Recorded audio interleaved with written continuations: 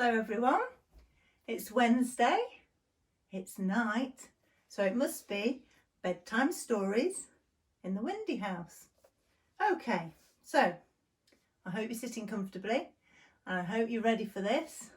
I'm going to read you Tom's Midnight Garden. I'm going to read it a chapter every Wednesday. But don't worry, we'll recap just to remind you of what's happened before. I love this story because it's about Tom's adventure. Stick with it because it gets better as the chapters go on. Okay, let's go.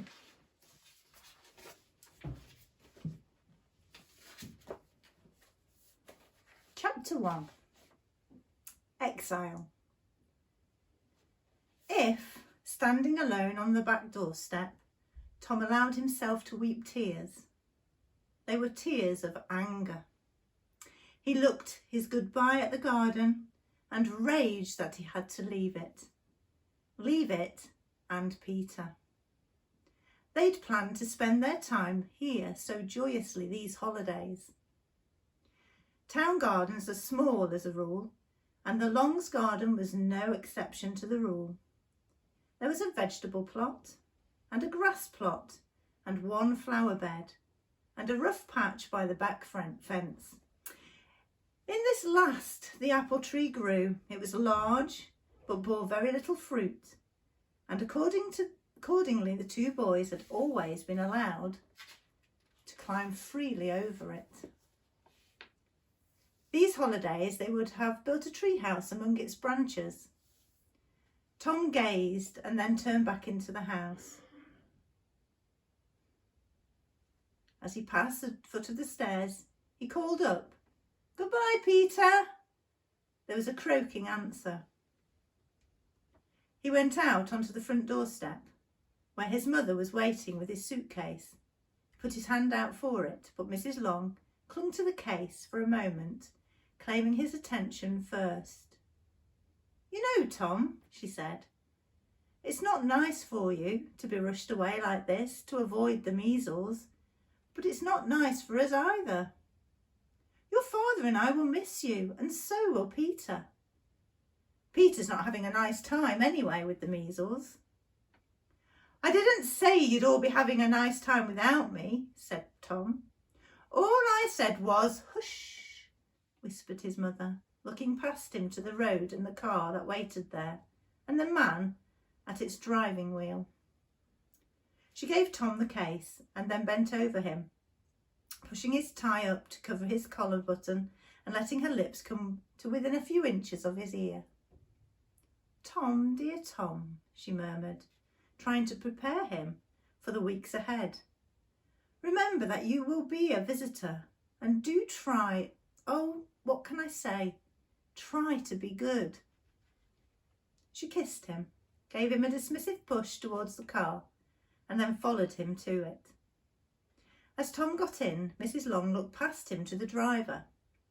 "Give my love to Gwen," she said, "and tell her, Alan, how grateful we are to you both for taking Tom off at such a short notice. It's very kind of you, isn't it, Tom?" "Very kind," Tom repeated bitterly. "There's so little room in the house," said Mrs. Long, "when there's illness."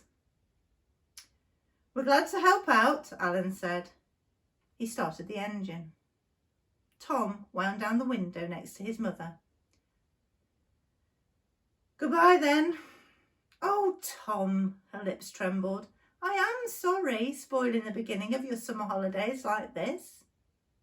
The car was moving. He had to shout back, "I'd rather have had measles with Peter, much rather." Tom waved goodbye angrily to his mother, and then, careless even to the cost to others, waved to an inflamed face pressed against the bedroom window. Mrs. Long looked upwards to see what was there, raised her hands in a gesture of despair. Peter was supposed to keep strictly to his bed, and she hurried indoors. Tom closed the car window and sat back in his seat, in hostile silence. His uncle cleared his throat and said, "Well, I hope we get on reasonably well." This was not a question, so Tom did not answer. He knew he was being rude, but he made excuses for himself. He did not much like Uncle Alan, and he did not want to like him at all. Indeed, he would have preferred him to be a brutal uncle. If only he'd beat me, thought Tom. Then I could run away home. And Mother and Father would say I did right, in spite of the quarantine for measles. But he'll never even try to beat me, I know. And Aunt Gwen, she's worse, because she's a child lover, and she's kind. Cooped up for weeks with Uncle Alan and Aunt Gwen in a poky flat. He'd never visited them before, but he knew that they lived in a flat with no garden. They drove in silence. Their route took them through Ely, but they only stopped for Alan Kitson to buy a picture postcard of the cathedral tower. It was for Tom. Tom was bitterly disappointed that he wasn't allowed to climb the tower, but his uncle pointed out to him, with great reasonableness, that this was quite out of the question. He was in quarantine for measles. He must not mix with Peter in case he caught his measles, and he must not mix with other people either in case he already had the measles. Fortunately, the Kitsons had both had measles anyway.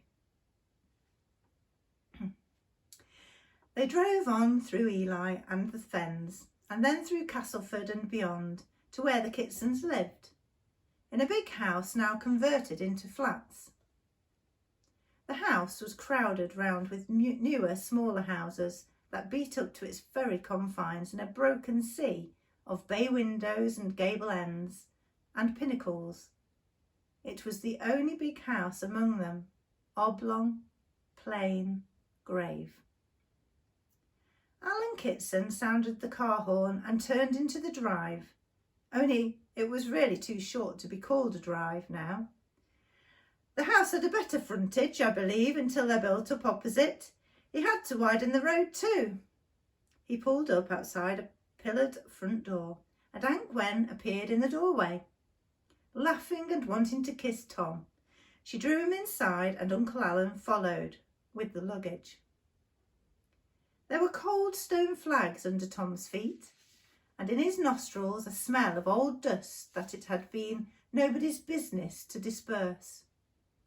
As he looked around, he felt a chill. The hall of the big house was not mean, nor was it ugly, but it was unwelcoming. Here it lay at the heart of the house, for it went centrally from front to back, with a sideways part to the stairfoot in a T-shape. And the heart of the house was empty, cold, dead. Someone had pinned bright travel posters onto the high grey walls. Someone had left a laundry box with its laundry list in a corner. There were empty milk bottles against a far door, with a message to the milkman. None of these things seemed really to belong to the hall. It remained empty and silent unless one counted the voice of Aunt Gwen chattering on about Tom's mother and Peter's measles.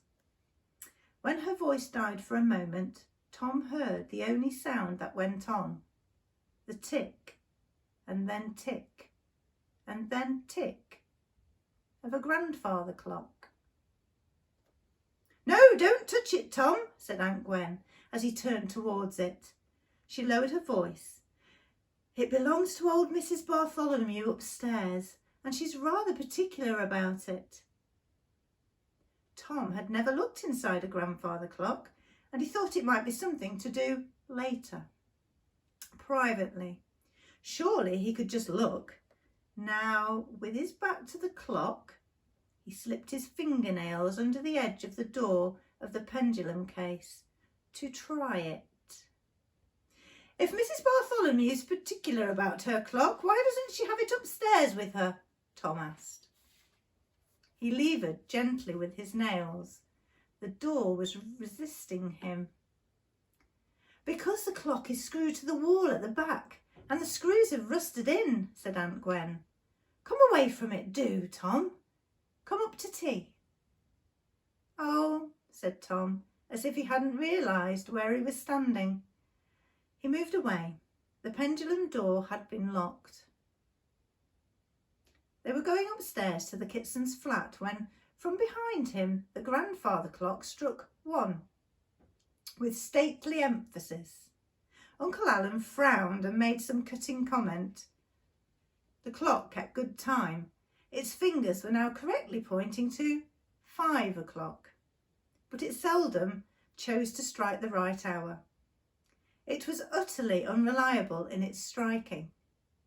Uncle Alan said, moreover, the voice of the clock was so penetrating that it could even hear it being unreliable when he was upstairs in bed at night. They'd reached the first floor where the Kitsons lived. Beyond, another narrow staircase mounted to the attic flat of Mrs. Bartholomew, who owned the grandfather clock and, indeed, the whole house. She was the landlady, and the Kitsons, like the other inhabitants of the big house, were her tenants. "This is our flat, Tom dear," said Aunt Gwen, "and here is the guest room, your bedroom. I've put flowers in it and books for you to read." She smiled at him, begging him with her eyes to like staying there. Tom's bedroom was lofty, but otherwise only of medium size. There was another door in it, like the door of entry. The window, large and large-paned, was one of those he had seen from outside. Tom had been preparing himself to play the grateful guest, but there are bars on the window!" he burst out. "This is a nursery! I'm not a baby!" Of course not, Aunt Gwen cried, equally upset. "It's nothing to do with you, Tom.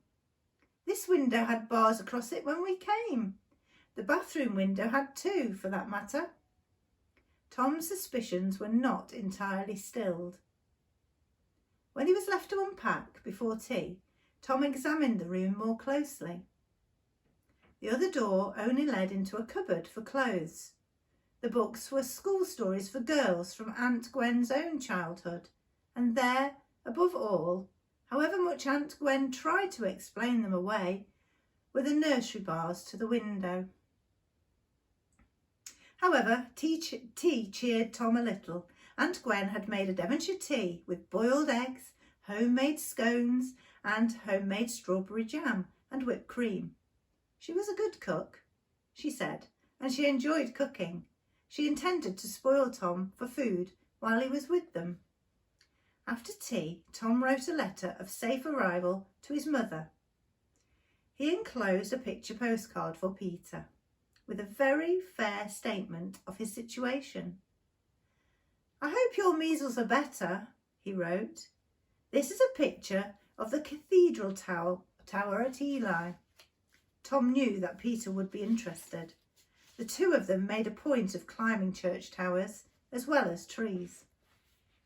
"We came through Ely, but UA wouldn't let me go up the tower. The house here is flats and there isn't any garden. My bedroom window has bars, but AG says it's a mistake. The food is good." After reading this through, Tom decided, in fairness to Aunt Gwen, to underline the last sentence. He signed the postcard with his private device, an elongated cat, supposed to be a Tom. It signified Tom Long. He was marking in the whiskers of the cat when he heard the sound of the grandfather clock from below in the hall. Yes, you could hear it striking, very distinctly. You could count the strokes. Tom counted them and smiled condescendingly. The clock was wrong again in its striking, senselessly wrong.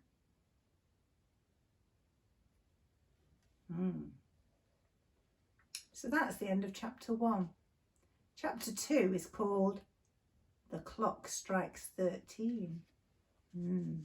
Intriguing. Well, I can't wait to read that chapter. It'd be really nice if you could perhaps draw a picture of Tom's garden, or write a postcard to somebody that you love, somebody that you're not seeing at the moment, a friend or a family member. And perhaps you might like to share them online with us. I'd love to see them. Or any other pictures you do that might go with that story. Well, I look forward to seeing you next Wednesday for your next chapter. I hope you enjoyed it. Good night.